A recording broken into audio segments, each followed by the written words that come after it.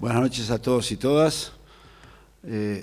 Hace un año atrás estábamos acá anunciando que íbamos a integrar la red de aprendizaje.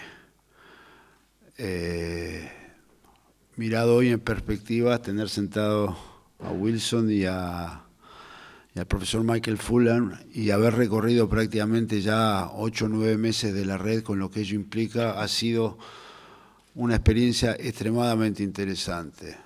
Lo primero, quiero agradecerle a Michael que vino, el que haya trabajado con nosotros tan activamente 2 días y medio. Yo hoy le propuse que le conseguíamos rápido una visa y que se quedara en el país unos meses, pero su aporte ha sido realmente muy, muy importante.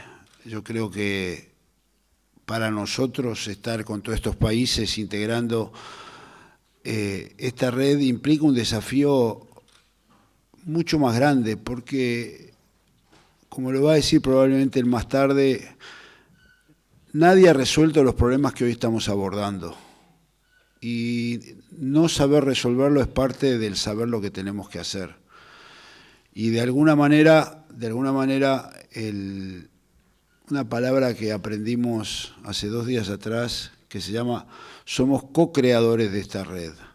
Y yo creo que ese es el desafío nuestro desde Ceibal, desde la ANEP, de tomar todos estos proyectos de una forma nueva de enseñar, una forma nueva de aprender, una forma nueva de ser socios entre los estudiantes y los docentes. Parece muy lindo, pero se va materializando. Tenemos los 100 centros educativos ya funcionando y ya trabajando en capacitaciones. Y tenemos el gran desafío de decir cómo vamos a hacer que una vez por todas la tecnología funcione como acelerador de la pedagogía, además de resolver otros temas sobre los cuales nosotros estamos trabajando.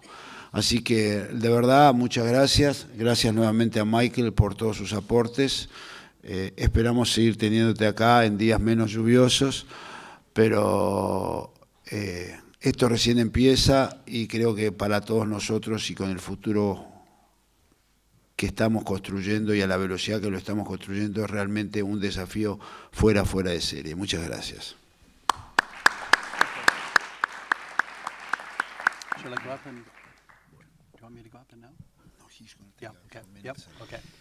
Bien, buenas tardes. En el año 2005 planteamos la necesidad de asumir desafíos de orden político, de orden institucional y de orden pedagógico. A nivel político y las políticas de orden nacional han establecido que hoy el estado de situación del país, del punto de vista de su infraestructura en comunicaciones, de sus instalaciones y sus posibilidades, de la presencia de herramientas digitales en manos de nuestros niños y nuestros jóvenes, así como en los centros educativos, las políticas de acceso a que nuestros jóvenes fundamentalmente accedan globalmente al sistema de educación, sumado a ese desafío de universalizar, definitivamente dar los pasos graduales para universalizar la educación media en el país, sumado a aquellos desafíos institucionales, entendiendo que el Uruguay pretendía ocupar un lugar diferente en el concierto internacional del trabajo, incrementando sus capacidades desde el punto de vista educativo, pero también cultural, social.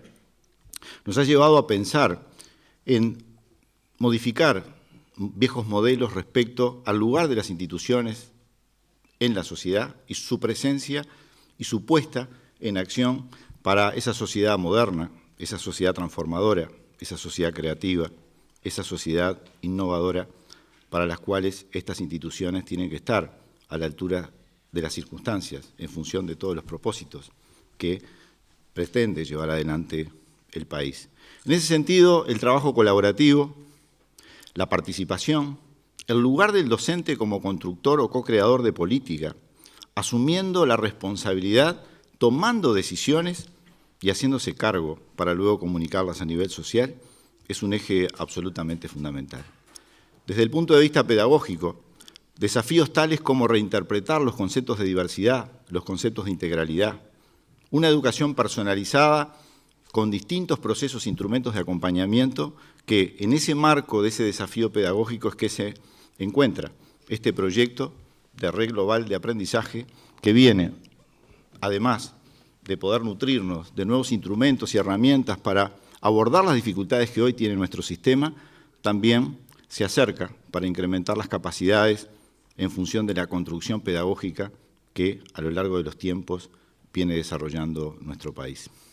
Por tanto, entendemos que en este marco la presencia docente, la presencia del estudiante, la presencia de las comunidades toma el lugar que siempre debió tener, dejando atrás otros formatos de organización de la educación que, más allá de la presencia de documentos, en la acción, las transformaciones claramente en nuestro país se han enlentecido. Por tanto, en ese marco es que le damos la bienvenida al doctor Michael Fullan y será un placer para todos nosotros poder recibir los conceptos que en este marco él nos acerque.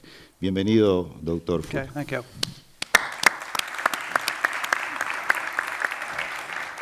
Okay.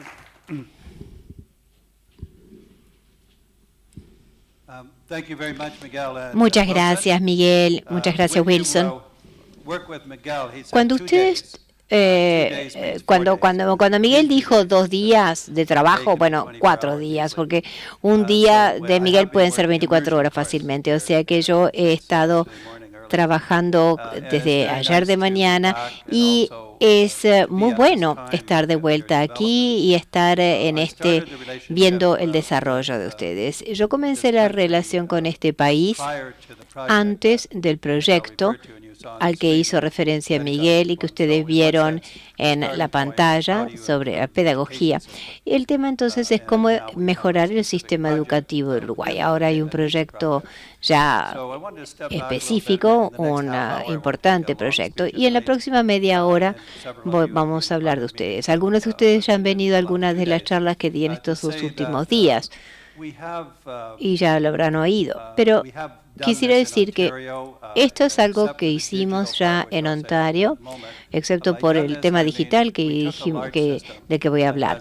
Cuando digo lo hicimos, es que tomamos una serie de escuelas, nosotros y fue en el año 2004 que era bastante chato la cosa, nada estaba mejorando demasiado. Y luego, a propósito, entonces creamos una estrategia que es la que voy a decir. Les voy a contar algo de eso, pero también les quiero decir que esa estrategia se refería a cómo movilizar el sistema para mejorar todo el sistema para los estudiantes de una manera que podamos medir, para decir, esto tiene éxito, esto está funcionando. Eso es lo que hemos hecho en los últimos 10 años, pero al hacerlo, trabajamos también con otros países en el mundo para un aprendizaje mutuo, para armar esto.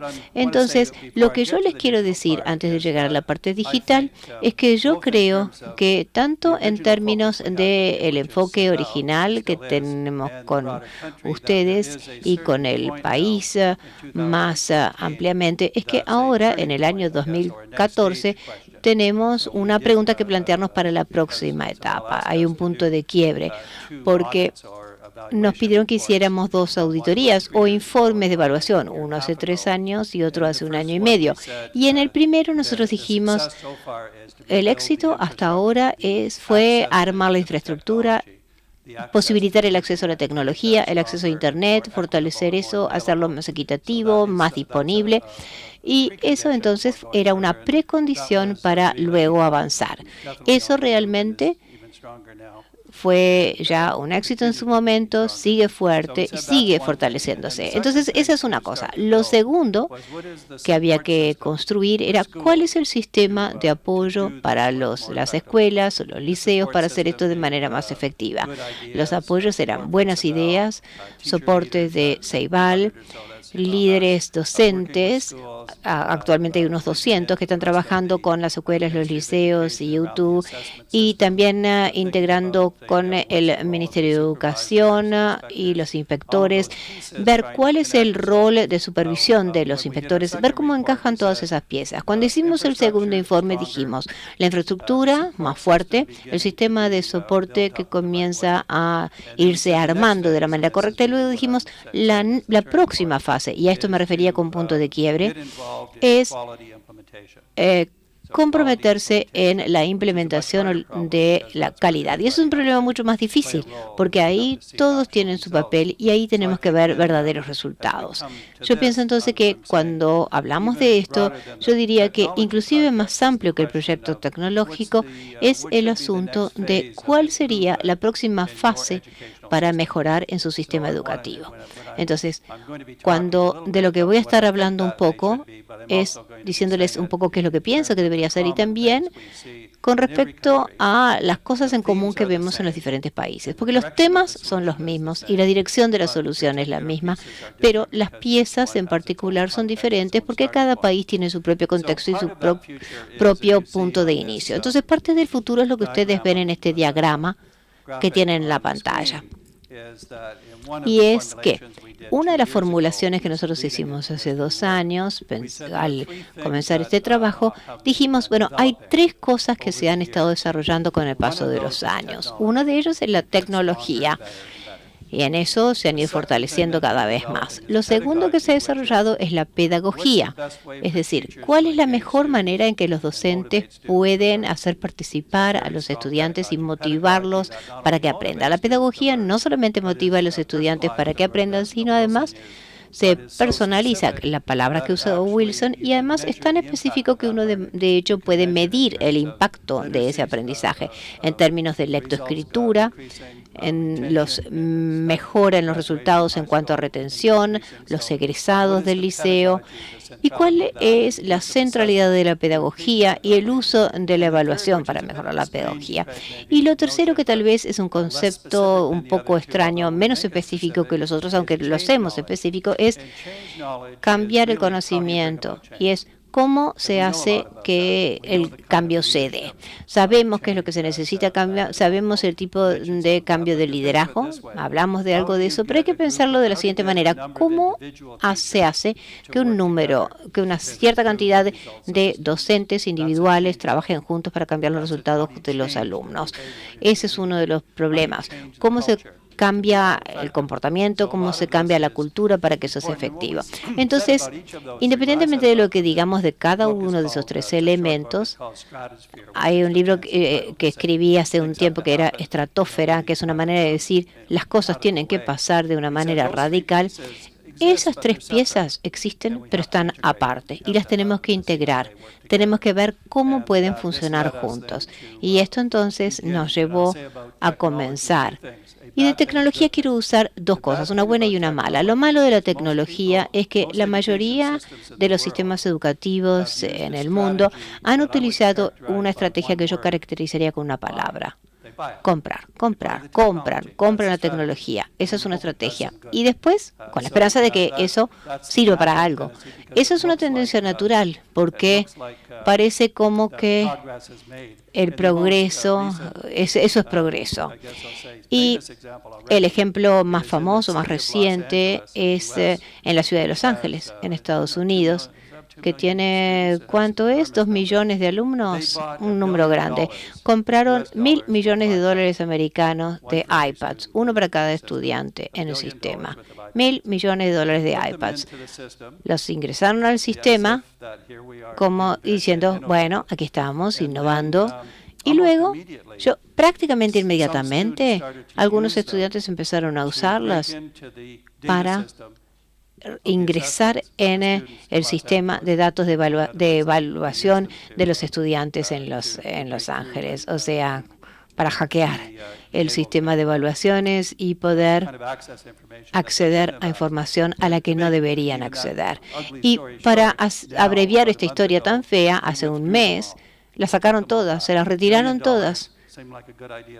Millones de dólares después tuvieron que retirárselas. Un gran fracaso. Ahora, no todo el mundo hace ese tipo de estupidez, pero hablando en términos generales, esa sí ha sido más o menos la idea, que las cosas se compran. Entonces, cuando nosotros empezamos a mirar esto de más de cerca, teníamos reservas sobre la tecnología porque estaba siendo introducida de una manera muy superficial. Pero luego dijimos, bueno, pero la tecnología está mejorando, se está haciendo más fuerte, más entusiasmante, y muchas escuelas estaban dejando afuera la tecnología porque no querían que los estudiantes usaran la tecnología en el ámbito escolar. Entonces nosotros armamos estas tres cosas y dijimos, bueno, básicamente la tecnología podría ser un catalizador que haga que ocurran cambios buenos, pero fundamentalmente el mejor papel que tiene es como acelerador.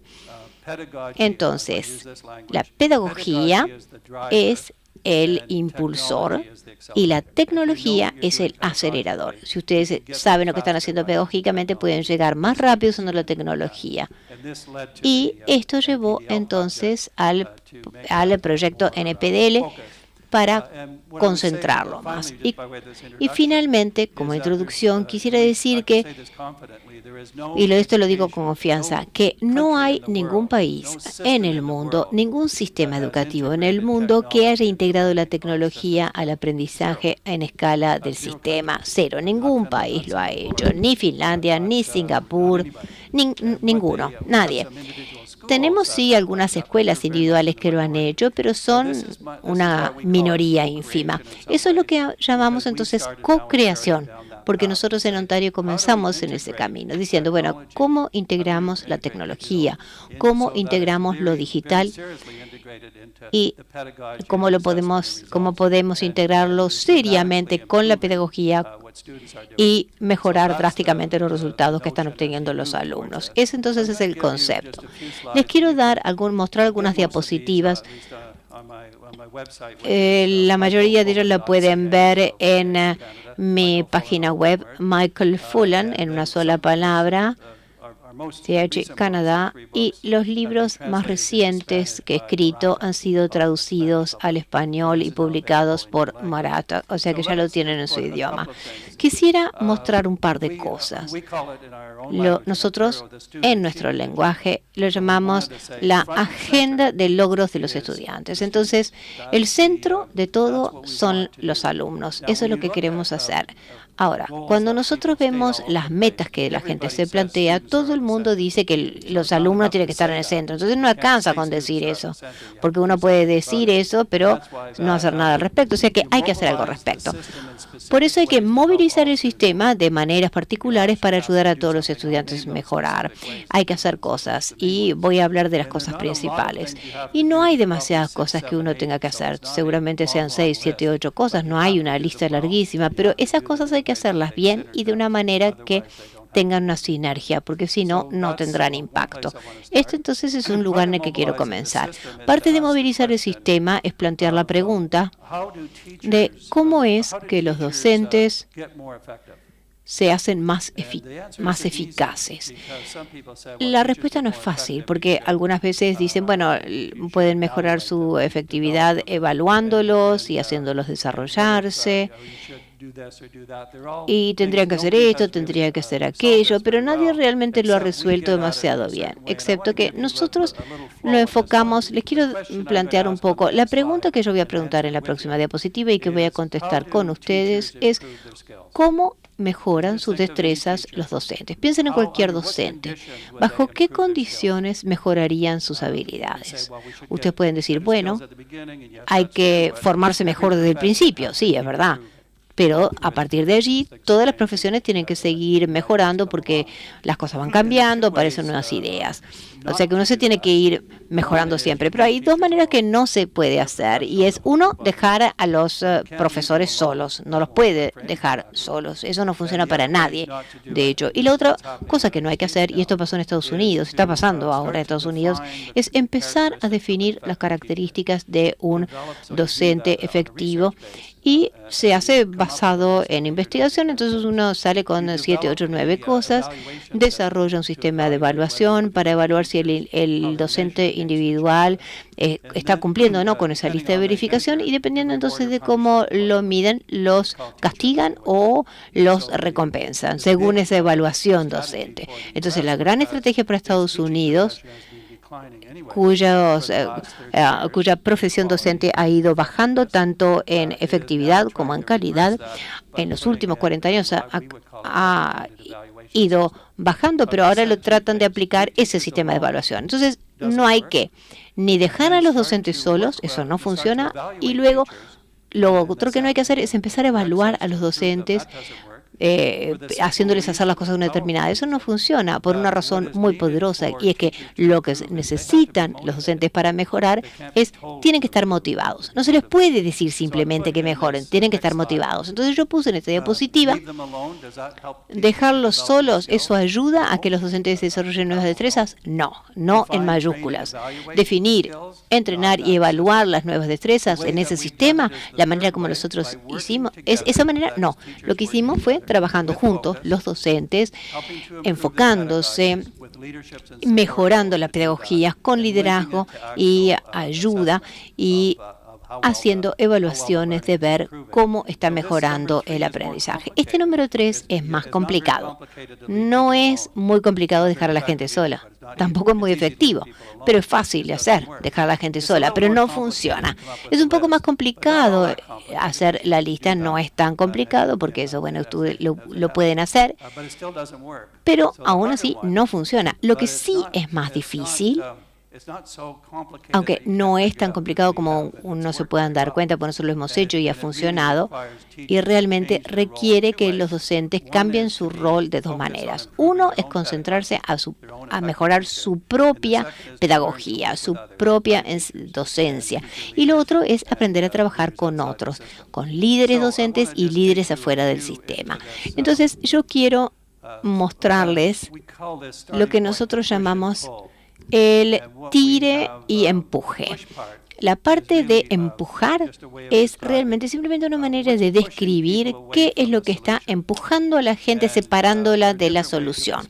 Hay diferentes maneras de explicarlo con los estudiantes, pero la manera más sencilla y mejor para explicarlo con respecto a los estudiantes es que los alumnos en general encuentran que la escuela tradicional es aburrida. Entonces no se sienten con ganas de participar.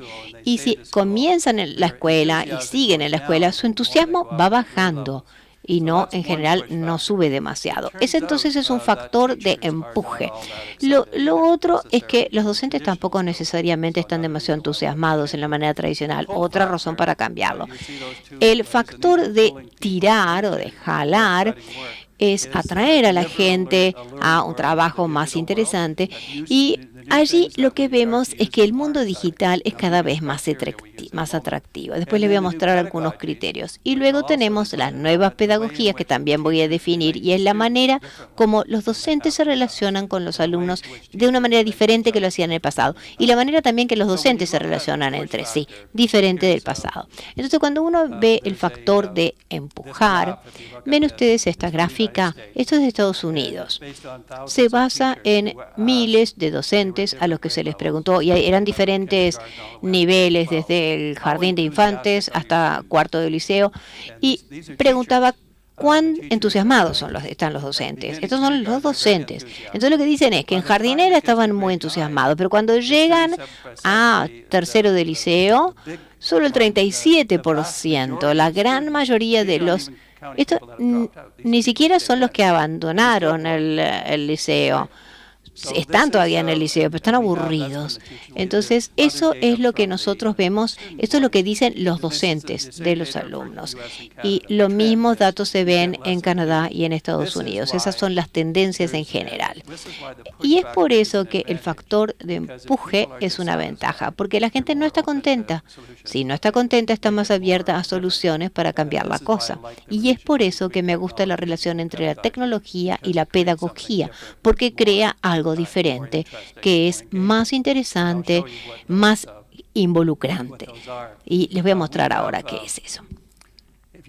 Si ustedes toman, ¿cuáles criterios utilizarían ustedes en relación con la solución? Estos criterios se van a transformar en prácticas reales, y vemos que la solución tiene que ser involucrar de manera irresistible tanto a los docentes como a los alumnos. El ir a la escuela o ir al liceo tiene que ser interesante, tiene que ser participativo. Hoy de mañana lo vi en el cerro, en el liceo. Los estudiantes estaban trabajando juntos en equipos, estaban usando tecnología, estaban tratando de discernir algunos aspectos matemáticos y de biología. El docente los estaba ayudando, no parado adelante en la clase, sino facilitando y apoyándolos. Esto es entonces una manera de involucrar a los estudiantes y a los docentes.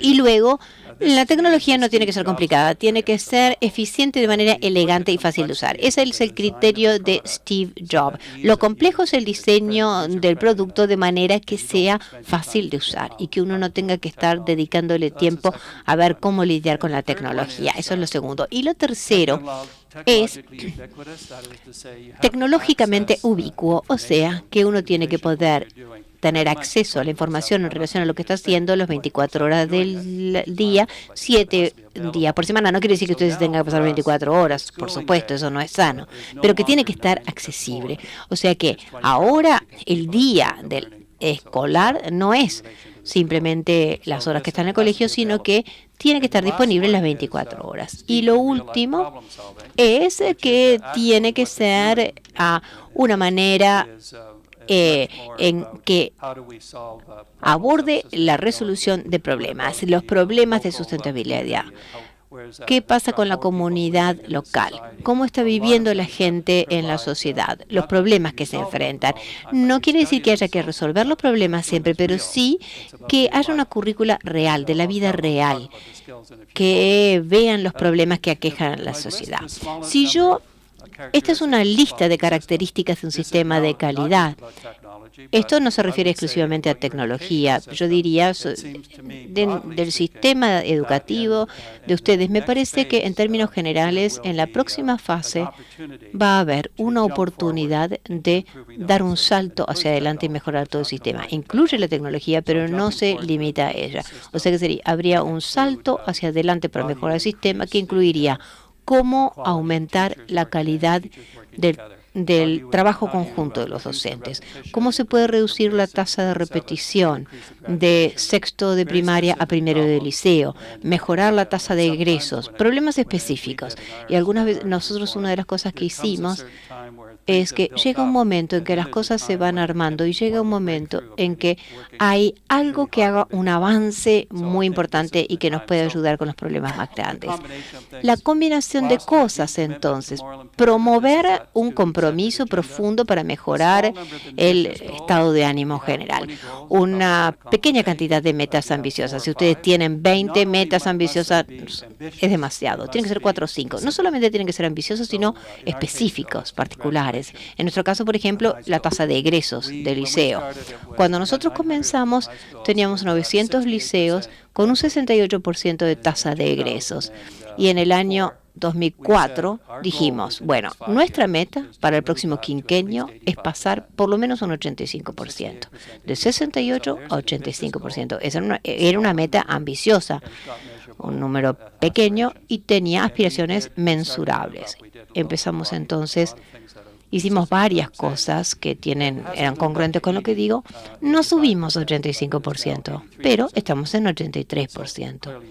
Entonces, claramente queremos plantearnos 95, 100. Y esto es el egreso después de sexto año del segundo ciclo. Y eso implica creación de capacidad, invertir en creación de capacidad, construir liderazgo a todo nivel, líderes docentes, líderes de las escuelas, ya hablamos del trabajo de los directores, cultivar un liderazgo a nivel de gobierno, a nivel ministerial, todas esas combinaciones, cultivar un involucramiento amplio.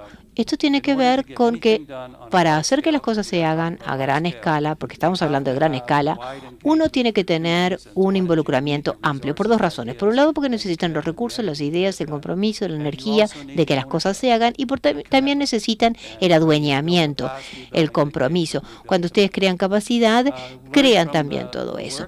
Hay que aprender del trabajo, porque muchas de estas cosas uno no sabe de antemano cómo hacerlos. Entonces hay que tratar de desarrollar las cosas cómo ustedes entonces las están implementando, ven lo que funciona, ven en qué tiene éxito y empiezan a dejar de lado lo que no da tantos buenos resultados. Pero las cosas que salen bien, las hacen mejor y las difunden a otras escuelas. Utilizar datos para mejorar las prácticas, esto es sobre el sistema de evaluación, tiene que ver con cómo les está yendo a los alumnos, pero también, y esto lo digo en Montario, prácticamente para fines de desarrollo y no de evaluación. Y esto a veces para los políticos es difícil de aceptar, pero esto funciona. Porque si ustedes lo utilizan con fines de desarrollo, es decir, si sus datos los usan para eso, y después vamos a volver a la motivación, el mayor problema de riesgo, y esto ya se dijo hace 100 años,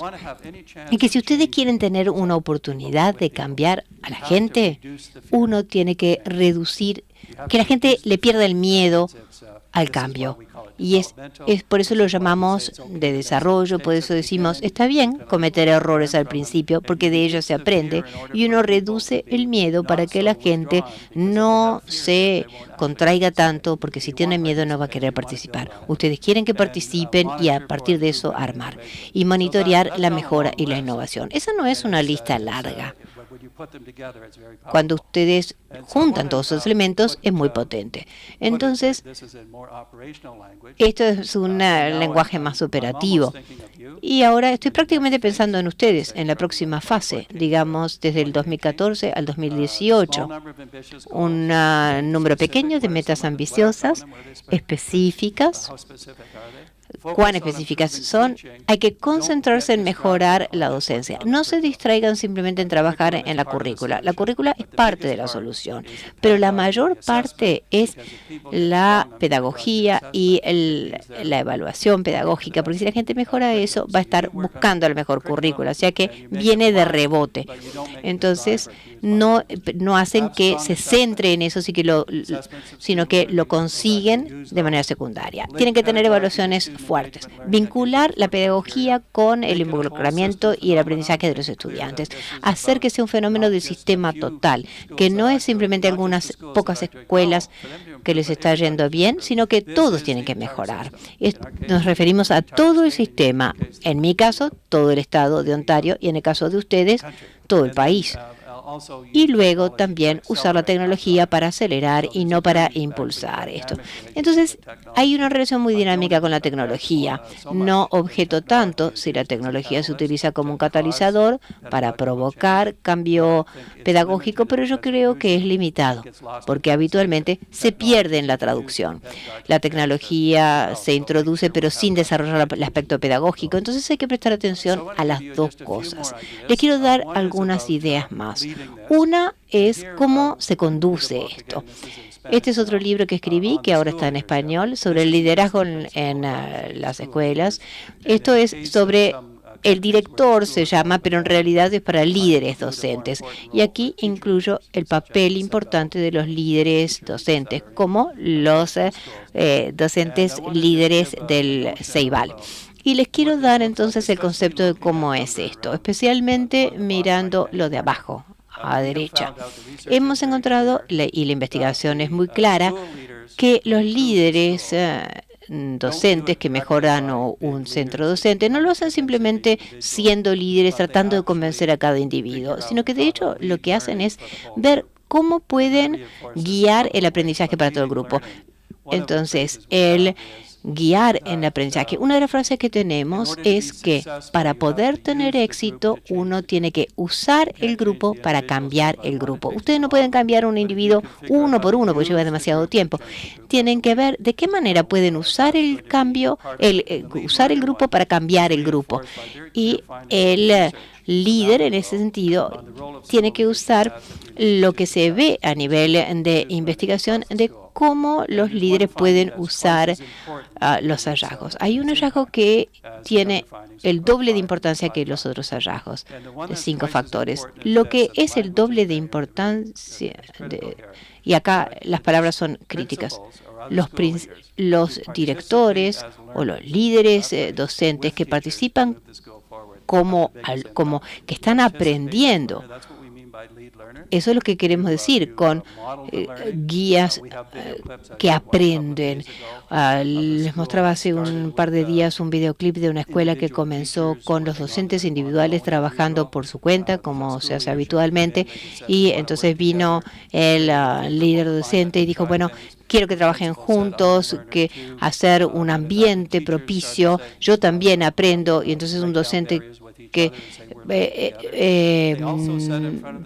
se tratan de bajar las barreras y en este sentido también se tienen que bajar las barreras con los estudiantes, con la tecnología. Se tiene que crear una nueva cultura de aprendizaje. En 3 años se logró un adueñamiento, mejoró la capacidad y la lectoescritura mejoró de un 43%, 42% a un 83% en una escuela con 300 estudiantes. De esa manera mejoró. Entonces, el guiar en el aprendizaje es una parte importante. Esta es una manera diferente de resumirlo. Guiar o conducir a los docentes de la escuela en un proceso de aprendizaje para mejorar su docencia. Y los directores tienen que hacerlo mientras que aprenden codo a codo. Uno siempre aprende algo. Si uno se queda sentado en la oficina, no aprende mucho. Entonces hay que mejorar la manera como uno aprende. Ese es entonces un cristal por el que lo miramos. El otro cristal es este. Y esto fue publicado también por Marata. Andy Hargreave es uno de los que trabaja conmigo en el equipo. Hicimos esto sobre la profesión docente. La profesión docente a nivel mundial se está deteriorando, inclusive en los países avanzados. Singapur y Finlandia hacen las cosas mejor, especialmente los países que le prestan atención a este tema, pero fundamentalmente hay países en los que ha ido perdiendo eficacia.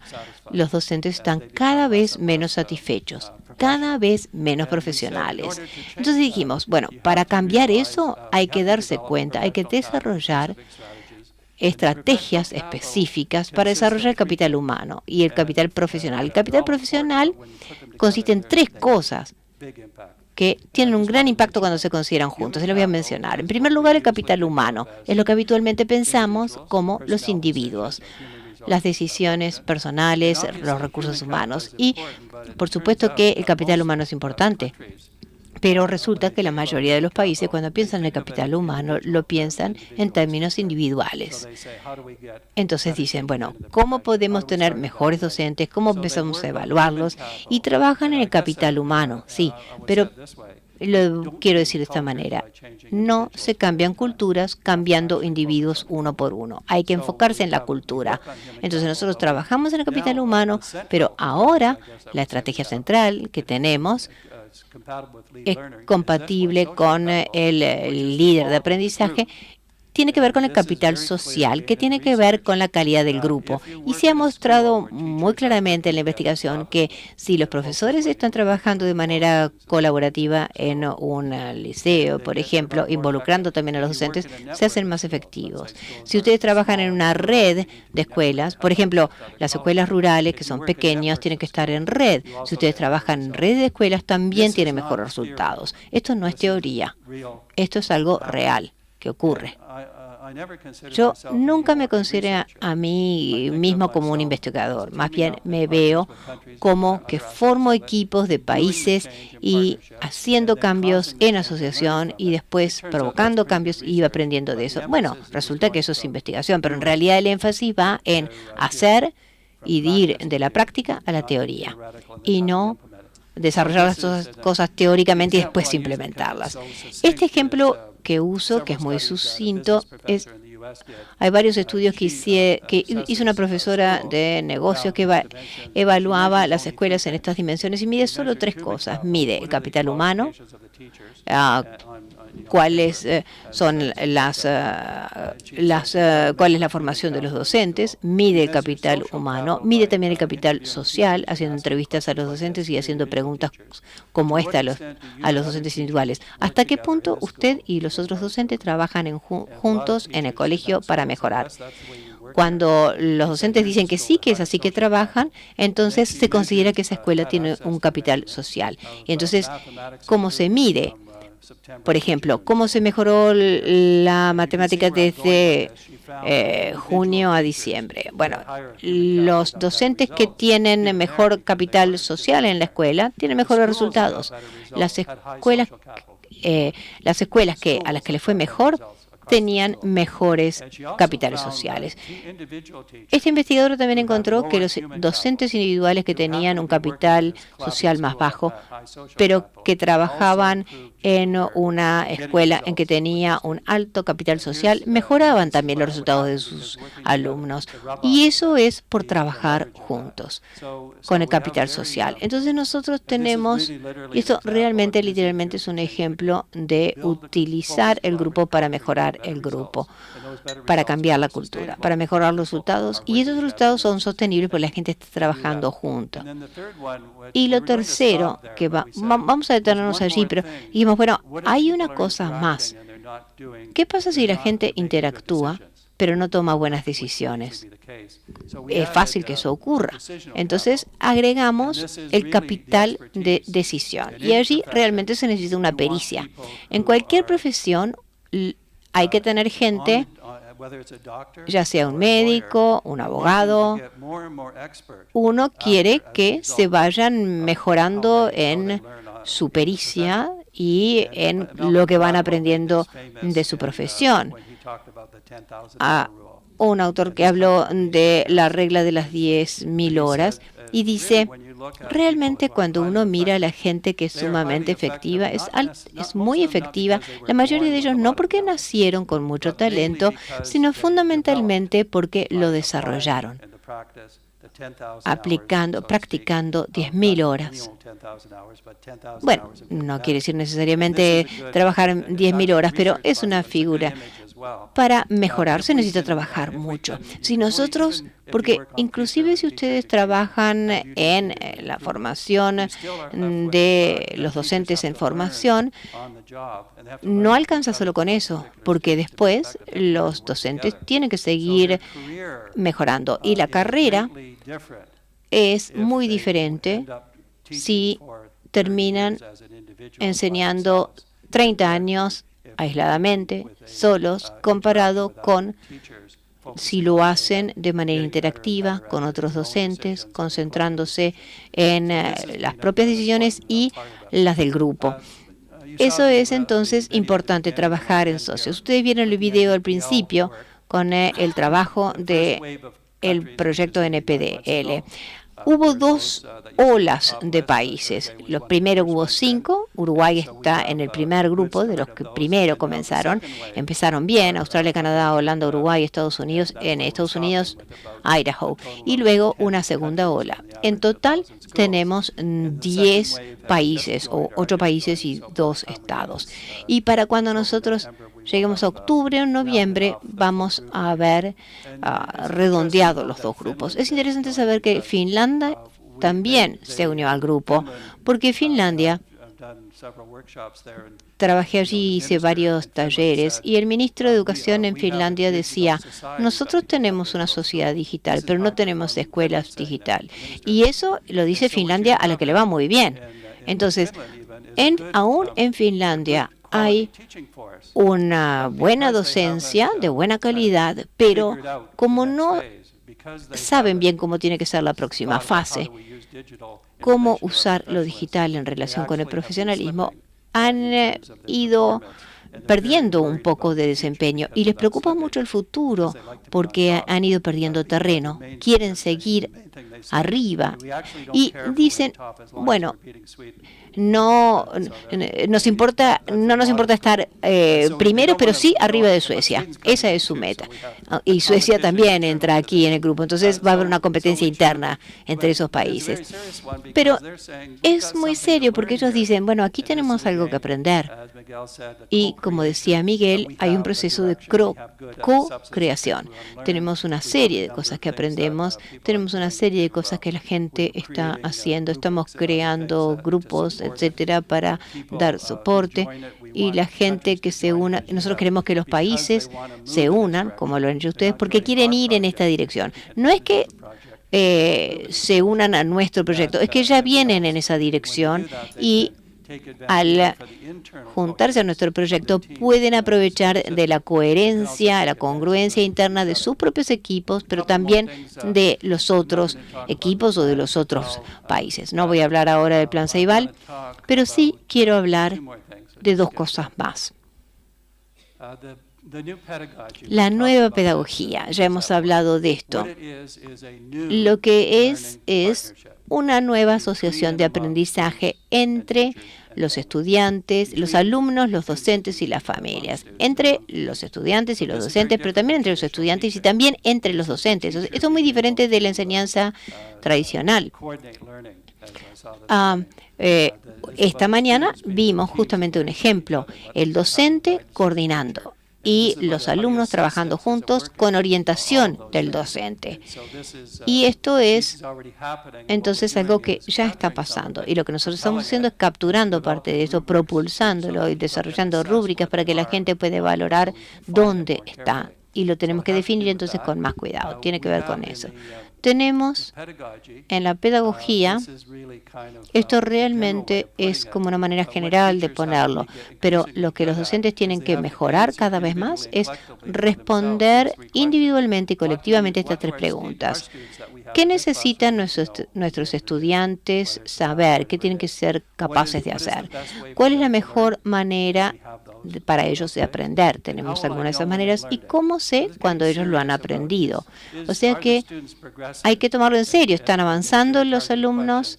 Son preguntas muy directas. Y los buenos docentes responderían cada una de estas preguntas con las estrategias específicas que están utilizando que realmente involucren a los estudiantes.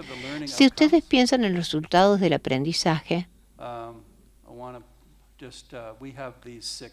tenemos lo que llamamos las 6 Cs. Si ustedes piensan en la evolución de los resultados de aprendizaje, nosotros tenemos el contenido. Bueno, hay que saber historia, hay que saber los problemas de matemáticas, pero la gente está solicitando resultados de aprendizaje más profundos para los ciudadanos del futuro. Y 4 de estas Cs, del 3 al 6, son lo que llaman las destrezas de aprendizaje del siglo XXI. Hay que ser bueno en comunicaciones, en el pensamiento crítico, en el trabajo de equipo y en la creatividad. Esos 4 entonces son los Cs de los que la gente habla. Y la gente ahora le está dando nombres para poderlos medir y crear una pedagogía que haga que se fortalezcan estos aspectos. Y los otros dos, el número 1 y 2, es lo que nosotros llamamos las dimensiones del bienestar, a falta de mejor expresión. Por un lado, la ciudadanía, que es mejorar el aprecio por la diversidad, otros países, otros continentes y de última el mundo entero. Y la educación del carácter. En inglés también educar el carácter no es muy fácil de comprender, pero se refiere a la calidad del individuo, el carácter. Los individuos que son más confiables, que perseveran, que no se desalientan ante los obstáculos, que se tienen buena autoestima, ese tipo de características. Confiable, alta calidad, eso es lo que hace que se pueda contar con una persona. Eso es parte de lo que usted tiene que hacer. Entonces, todo esto lleva al emprendedurismo. La parte de emprendedurismo es que la gente que egresa ahora tiene que saber hacer cosas, resolver cosas, ya sea en el aspecto técnico u otro. Un emprendedor tiene que tener capacidad de innovar, de diseñar, de todo eso, y habitualmente uno lo piensa en términos de negocios. Pero hay un componente muy fuerte que es el emprendedurismo social, que tiene que ver con la justicia social. Para resolver cualquier problema social, no estoy hablando ahora de negocios, para resolver cualquier problema social, ustedes tienen que ser un buen emprendedor para resolver problemas, para ver de qué manera los resuelven. La sustentabilidad es uno de ellos.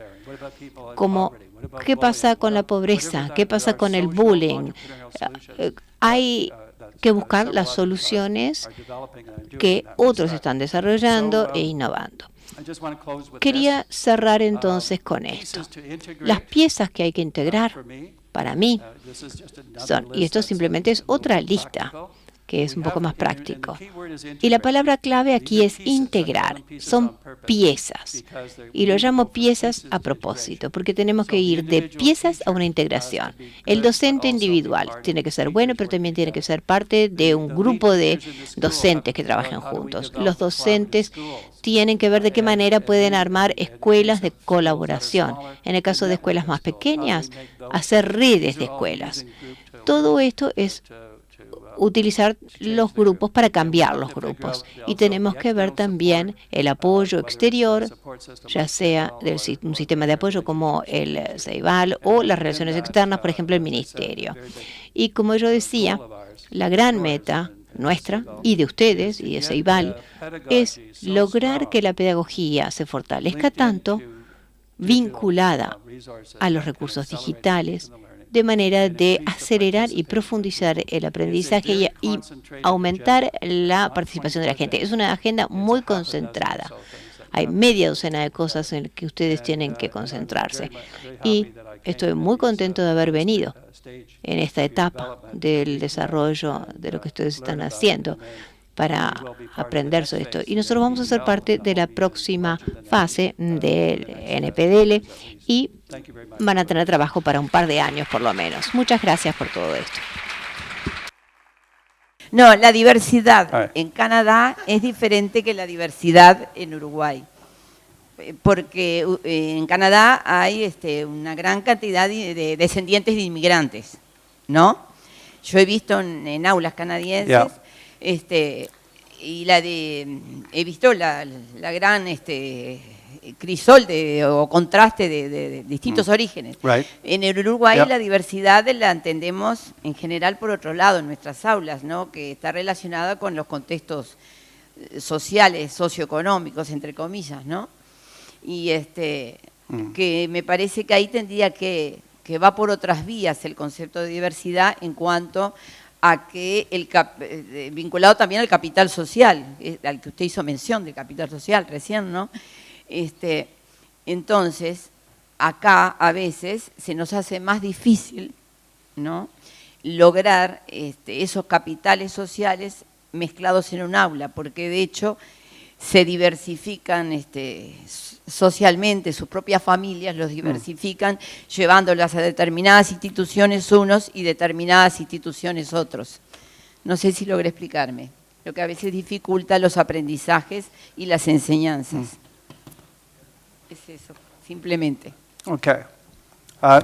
Yes, that is a big difference. Sí, esa es una diferencia grande y yo creo que cambia un poco el problema.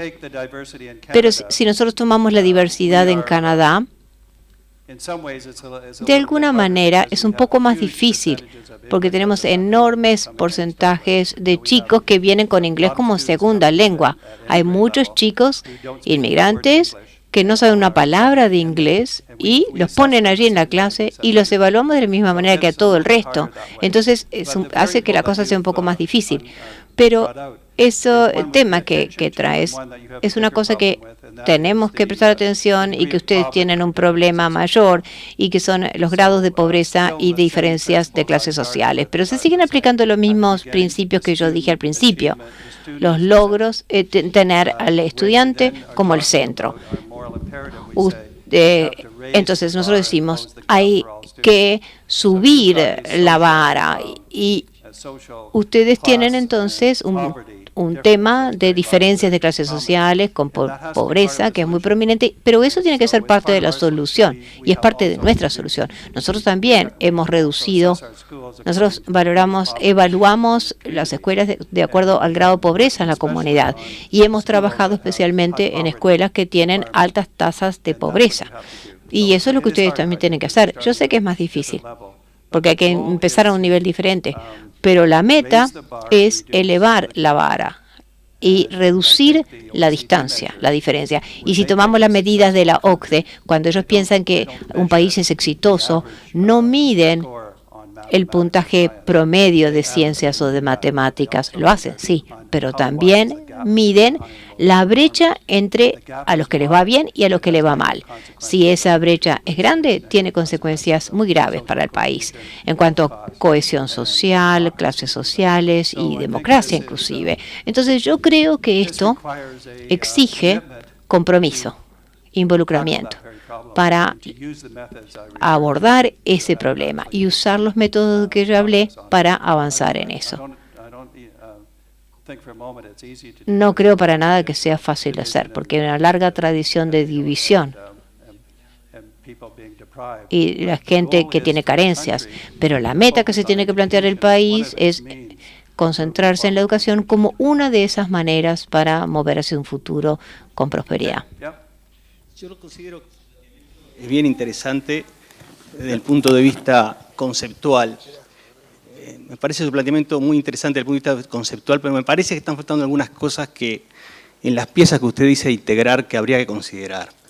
Es decir, cuando en el mundo y en la UNESCO donde trabajamos hemos hecho varios estudios a nivel mundial que muestran que las buenas reformas educativas en el mundo se basan en buenas propuestas curriculares. El currículo y pedagogía parecen cada vez más conectados. Es difícil muchas veces establecer la diferenciación entre currículo y pedagogía. Las piezas que usted menciona para integrar, me parece que está faltando una esencial, que es la propuesta educativa curricular que sustenta qué los docentes van a enseñar, cómo lo van a enseñar y cómo van a trabajar juntos. Ejemplo, el tema ciudadanía, que usted muy bien mencionó como un tema central, y el tema de la ciudadanía global, ha implicado en países que usted ha mencionado varios de ellos ahí, ha implicado reformular el currículum y la pedagogía, es decir, reformular los contenidos. Cuando usted está hablando de ciudadanía global hoy, incorpora el tema de la diversidad, incorpora cantidad de temas que no estaban antes. Entonces me da la impresión que en su planteamiento, que concuerdo plenamente, le agregaría un aspecto, que es el sustento de la propuesta educativa que define el qué y el cómo. Porque el instrumento docente colaborando entre sí tiene que basarse en un sustento educativo. Y eso implica, ya le digo, lo hemos visto en UNESCO en diferente escala a nivel mundial, que las buenas propuestas educativas tienen un sustento curricular pedagógico que va conectado. Es decir, usted no puede separar, a mi humilde criterio, la pedagogía del currículo. Entonces, cuando usted pone focos en la pedagogía, yo diría foco en el currículo y la pedagogía como dos elementos que no pueden disociarse. Gracias. It can't be dissociated. Bueno, sí, estoy de acuerdo. Prácticamente hasta el final. Bueno, no hasta el final. Si yo voy a las piezas que hay que integrar, cómo hacer la agenda, yo voy a esta diapositiva más temprano que es la agenda, y ustedes ven aquí que hay que concentrarse en las metas, concentrarse en la pedagogía y no en el currículum, y tener evaluaciones fuertes. Eso es la parte central de lo que usted dice. A mí me preocupa el currículum. Lo que me preocupa es que algunos países han decidido que la currícula es la respuesta. Entonces crean un grupo de tareas, un grupo de trabajo.